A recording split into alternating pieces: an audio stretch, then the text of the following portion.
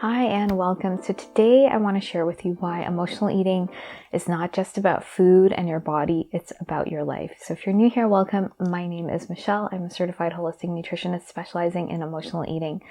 And so I wanted to talk about this because I was sharing in one of the office hours session for the Emotional Eating Evolution program about emotional eating really is at the surface, and there's so much more going on under the surface that we don't see. And so emotional eating is really this gateway. This is so much more than just about your life. What I find with women is that they tend to compartmentalize their emotional eating. I'm just going to get my food and my body, under control. And they don't realize how much it impacts them in their life.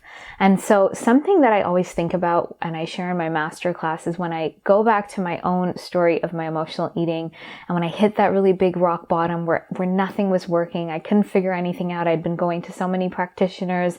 I was going to therapy. I had a chiropractor, a personal trainer. I had all the things. I was doing all the inner work. I was writing my thoughts out. I was doing so much and nothing was working.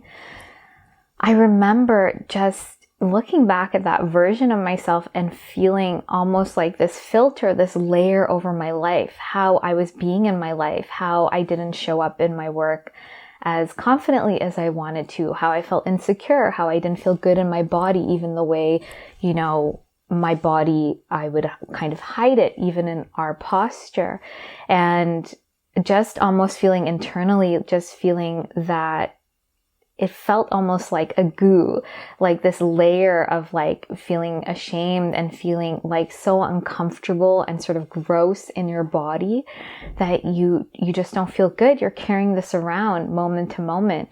And even just thinking about food and constantly, criticizing yourself, that is happening all the time, for the 23, 24 hours, whatever it is, that's what our mind is doing. And for us to think it's just about food and our body, but then to see that we constantly think about this and have these obsessive thoughts, obviously this is impacting our life. It's taking up a lot of mental real estate thinking about food and criticizing ourselves, but it also translates into our body. And it's not just the food we put into our body when we emotionally eat, the processed foods.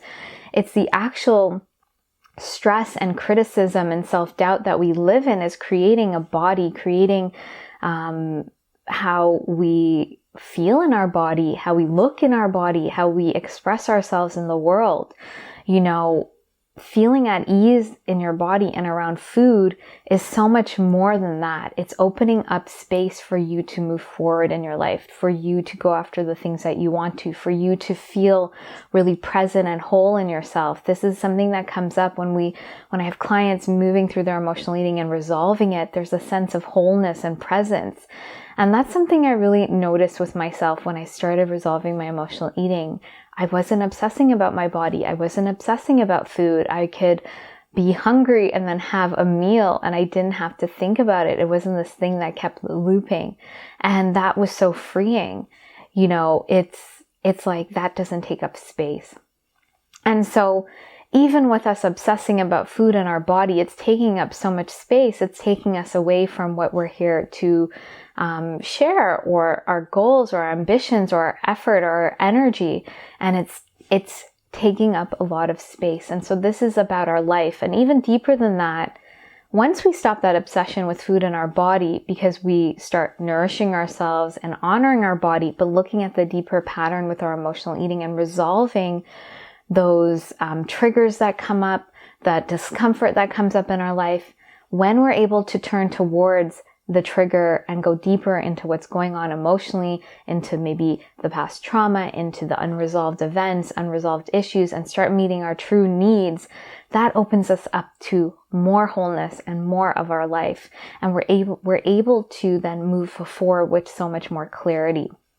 So emotional eating is just so much more, because if you think about it, whatever you avoid in your life, whatever you don't want to look at, you put food on top of it. And at this point, whatever feels uncomfortable for you, it's almost like an automatic pattern of putting food on top, putting food on top. So think about food as just at the tip of the iceberg, and under the food are all of these things you've been hiding from. And I have this post on Instagram. It's almost like an iceberg, and under the emotional eating or the control of food or obsession with our body, what we think we have to do, under that is self-worth issues, there are boundary issues, there's how do we nourish ourselves? Are we worthy of being nourished? Do we want to honor our body? Do we take care of our body? Are we in touch with our emotions, with our truth, with what works for us? Or, all of this is going on under the surface. And when we're able to move through that, that's what's going to bring us closer to ease and peace in our body.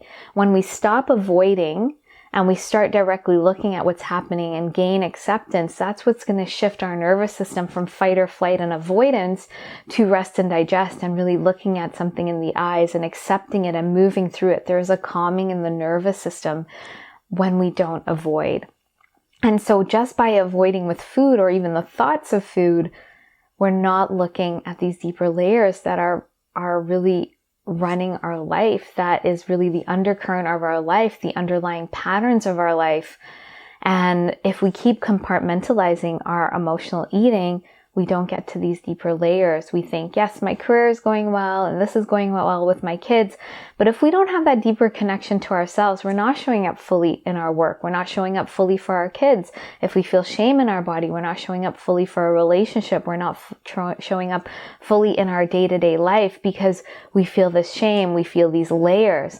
And so everyone wants to feel more whole and wants to feel more ease and peace and freedom. And so emotional eating is the gateway. It's the doorway to getting you there. Because as you start connecting back to food and your body and your emotions, you start removing these obsessive thoughts. You start meeting your true needs. So these cravings, these thoughts, these obsessions, they're not healthy. And when we're actually looking at them and resolving them, we create a healthier relationship to them. And just as our thoughts are obsessive and constant and they feel unhealthy, that directly translates into our body, because those thoughts produce biochemicals, they produce messengers, they produce stress that create a nervous system that is now in fight or flight, that creates a body that creates a body that has those symptoms. So symptoms of digestive issues, symptoms of inflammation, of chronic issues, of disease, of weight gain. And when we're able to shift the way we're looking at these foods and then putting in, the right foods and rituals and processes and have the right tools, we shift our nervous system to rest and digest. And that's going to mean that the chemicals that are produced in our body are going to be more calming. We're going to have a peaceful nervous system, and that's going to be reflected in our health. So then our body's turned on for better digestion, absorbing nutrients, elevating our health, boosting our immune system, reducing inflammation, moving past disease and chronic issues and releasing weight it doesn't need, restoring hormonal balance. All of these things are going to be happening when we have a nervous system that feels like that. But we need to move through the layers from, food, our body, and our emotions and see what is not balance, what we've been feeding into that's not helping us feel our best in our body.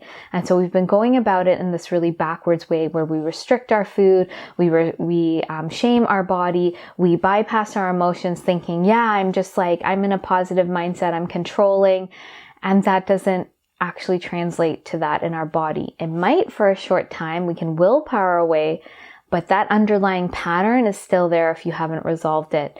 If you haven't resolved those deeper core issues and gone deeper, then you're not going to be able to fully shift into this new way of being because you'll keep facing resistance.